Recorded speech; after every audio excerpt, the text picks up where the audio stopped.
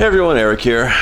It is December 1st, and this is my, first video log in the last little while. We have been super busy here with some other stuff. We are trying to get the outside cleaned up before snow got here, which it has, and we also have a whole bunch of stuff that was being completed by contractors, as well as full-time work and all that fun stuff getting in the way. We haven't stopped working on stuff, it's just we haven't had time to really film and edit and all that. I'm going to try to be better at that going forward.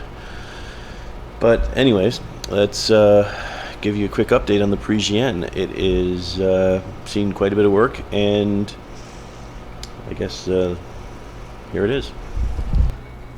Yep, as you can see, we just have a bare frame here with another chunk of frame on it. And the reason for that is the car is above. We did get the original frame out of this thing. This is actually a replacement from a 1969 convertible. It's actually in real good shape. Only difference though is this rear section's a little bit different.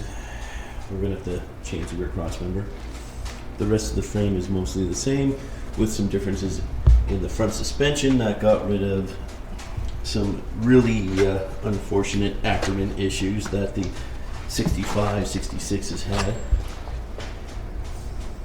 But everything's in good shape, so this frame is a win. Never mind that box, that's just there right now. Every single bolt on this body, except for two, either broke or had to be cut.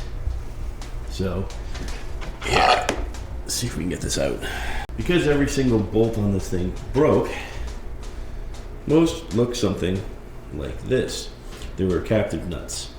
You can see there's approximately what the bolt size should be, and that's what they had rotted to. Needless to say, a fun time was not had getting them out. But the interesting part is the floors in this thing. Perfectly solid. There's a little bit of rust on the passenger side due to leaky window or something like that. But other than that, this thing is not bad at all. It's had half quarters put on. Whoop. Get underneath here. And the half quarters were not put on all the way. They've never been finished. They're not connected at the bottom. So there's going to be a little bit of work I'm going to have to do in here to fix all this. I don't know what this additional piece is, but we'll pull that out and weld this thing up properly. Underside is not too bad. The rockers are nice and solid. Well, the body mounts themselves aren't too bad, other than the bolts rotting out. Here's the worst part of the entire car, the trunk. And that was caused by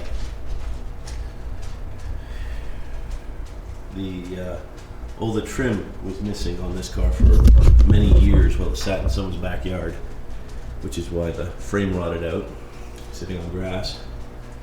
But because there was no trim on this, all the holes that were open to the top got rain in them. You can see it completely rotted out the trunk lid, and then pooled in the trunk and completely rotted the trunk out and the top of the gas tank. So I don't know how long this car was sitting, but it was a while. The other thing that is interesting is I don't know what engine I should use. Here's my current choices. That's a 4.8 LS that I was given from a friend. It's a drive-by cable, I think a 2002 motor. It was a runner from what I understand, but I don't have a transmission for it, and the wiring harness has been chopped up a bit. This is a mid-70s 454, unknown condition. I bought it as a core motor rebuild, and I've never actually got around to it yet. I'm kind of leaning towards this because I do have transmissions that I can easily put behind this, not so much that one. Plus this is more of a fun driver than a commuter vehicle. There is a 10 bolt in the back, but as you can see it has all 4 control arms, being that this is convertible. The rear frame section, here's where you can see the difference between the cut-off version, which is on top, that is 65-66, and the later 69-70. The body mount has been moved inboard, so we're going to have to go and replicate that. And there's also a dip in the middle on the 65-66 that doesn't exist in the later one. But that's kind of everything I got going on right now, at least with this vehicle. I think I have enough parts to put this motor together, and I'll put this one in the corner, find some use for it. It's just basically the same motor that's in the Apache. I'm just waiting for parts right now. I think I'm going to go with the big block. Put something in the comments if you think I should do something a little different. I have a Turbo 700 that can go behind this, and with the 10 bolt, we'll make this a nice super mild motor. I do have a bunch of parts for this thing, just laying around. Look at how nice that frame is. And we'll throw them on and see how it goes. There's a set of L29 heads. They're a large oval port with a very small chamber in a modern style chamber shape. There's a 454 crank that just needs a polish if this thing has any issues.